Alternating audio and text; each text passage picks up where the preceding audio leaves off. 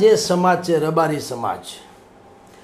ગઈકાલ સુધી હું પણ એમ માનતો હતો કે રબારી સમાજ કિંજલબેન રબારીનું કાંઈ કરી શકે તેમ નથી,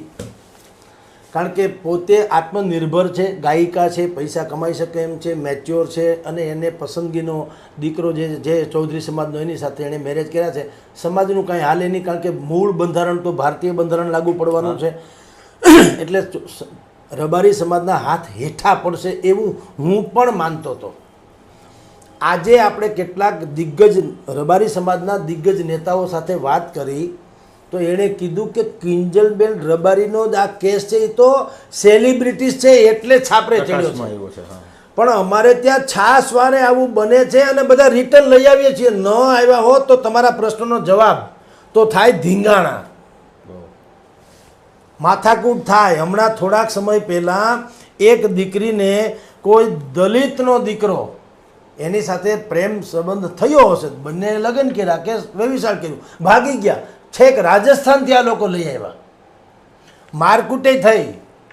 અને કહેનારા લોકો કીધું છેલ્લા 6 મહિનામાં 30-35 કેસ એવા બન્યા છે ઉત્તર ગુજરાતમાં, ખાસ કરીને બનાસકાંઠા, પાટણ, સાબરકાંઠા વગેરે. એ બાજુ એ લોકોની મોટો છે, ત્યાં એનો સમુદાય બહુ મોટો છે. આ રબારી સમાજમાં અનેક પ્રકારના ગોળ છે, ગોળ એટલે પેટા જ્ઞાતિઓ, પણ ઉત્તર ગુજરાતમાં રબારી જે દેસાઈ કહેવાય છે એ રબારી સમાજ જે છે એમાં તો આ વાત નિશ્ચિત છે કે આપણા સમાજની દીકરી બીજા કોઈ સમાજમાં પરણાઈ એને ગમતું નથી, એટલે એનો સમાજનું જ ઉપજન, જેને હરિયાણા અને પંજાબમાં ખાપ થિયરી કે ખાપ પંચાયત બેસે છે, આપણા ગામડામાં ગામ પંચાયત હતી, સમાજ નાયતની પંચાયત બેસતી, એના જેવું જ આ છે વન કાઇન્ડ ઓફ. તો ચૌધરી સમાજ અને બંનેની મિટિંગ મળી અને દીકરીને પાછી લઈ આવ્યા, પણ ન લઈ આવ્યા હોત તો તમે કીધું શું થાત, તો ધીંગાણા થાય. હજી એ પરંપરા, એ સારું ખરાબ એમ આપણે નથી કહેતા કે બંને સમાજની પરિપક્વતા કહેવાય ને. હા, પણ કમસે કમ એ ધીંગાણું અટકાવ્યું ને બંને સમાજે, ચૌધરી સમાજ, રબારી સમાજ બેયે કીધું ભાઈ સોરી, હાલો તમને આ અનુકૂળ નથી ને વસ્તુ, પણ આવી રીતે સંઘર્ષમય લાઈફ જીવાય તો એ લાંબુ કોઈ એની મજા પણ નહીં,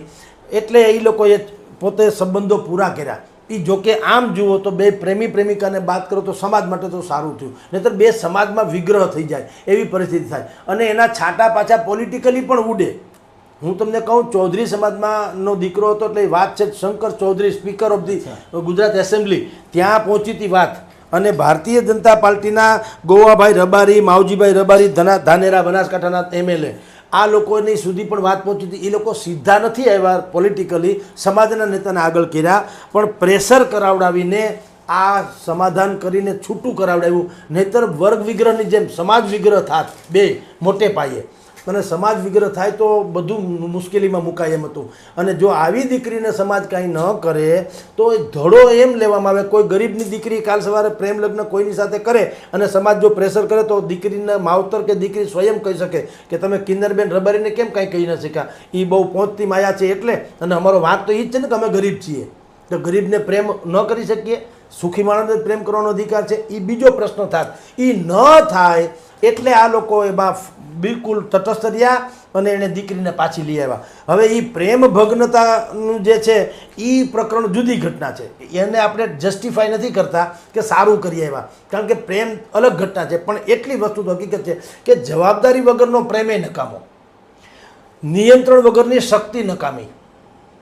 તમારી પાસે મર્યાદા વગરની જે કંઈ શક્તિ છે ને એ તો આફત નોતરે. તો પ્રેમ પ્રેમ હોતા હૈ, પ્રેમ ગમે નહીં યારે થઈ શકે, એ બધી વાત સાચી,